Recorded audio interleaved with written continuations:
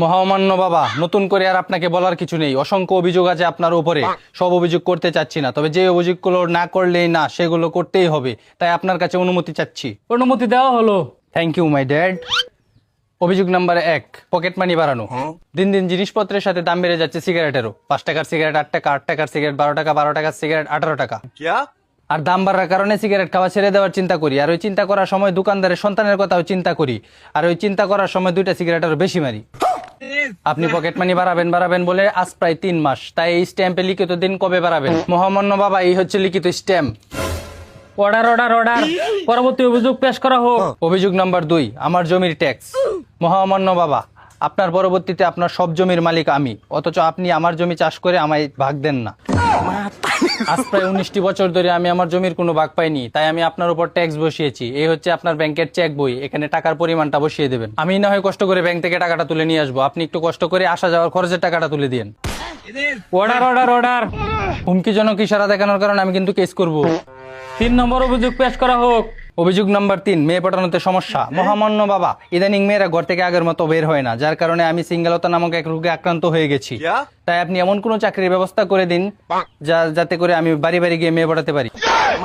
আর হ্যাঁ, রাস্তাঘাটে মেয়েদের পিছু করার সময় কেউ দেখে ফেললে একটা কথাই বলে, তোর বাপটা এত ভালো, তুই এত যাও রাখেন। ভালোরে ভালোই কয় মানছে। ভালো থাকলে হবে না, খারাপ হতে হবে। আপনার সমবয়সী কোনো বাবুর পেছনে লেগে যান আর আমাকে প্রশ্নের সম্মুখীন হওয়া থেকে বাঁচান। বয়স হবার কারণে আপনার বুদ্ধিও কমে গেছে, তাই নাসার ল্যাবে টেস্ট করা ভাবি পাঠানোর কিছু কৌশল আপনাকে লিখে দিলাম, যেগুলো আপনি সকল অভিযোগ মেনে নেওয়ার ঘুষও মনে করতে পারেন। অভিযোগ নাম্বার 4 এ যাওয়ার আগে একটা কথা বলে রাখি, যেহেতু রাত হয়ে গেছে, তাই যদি নাস্তা পানি করতে চান করে আসতে পারেন। অর্ডার অর্ডার অর্ডার, আজকে শেষ দিয়ে দেন সব। অভিযোগ নাম্বার 4, গরু পালার বেতন। মহামান্য বাবা, 4 মাস গরু পালার জন্য একজন লোক রাখতে গেলে আপনাকে অবশ্যই তাকে 80,000 টাকা দেওয়া লাগতো 4 মাসে। যেহেতু আমি আপনার পোলা, বিশ্বস্ত একজন কামলার মতো খেটেছি, তাই আপনি আমাকে 1 লক্ষ টাকা দিন। অর্ডার অর্ডার অর্ডার, গরু বেচি 50,000 টাকা, জমি বেচি 50,000 টাকা দেন। মহামান্য বাবা, কিচ্ছু করার নাই, লস হলেও মেনে নিতে হবে, কাজ কিন্তু কম করি নাই। আপনার মোটরসাইকেলের মালিকানা পরিবর্তনের প্রত্যয়নপত্র হচ্ছে এটা, এখানে সই করে দিয়েন।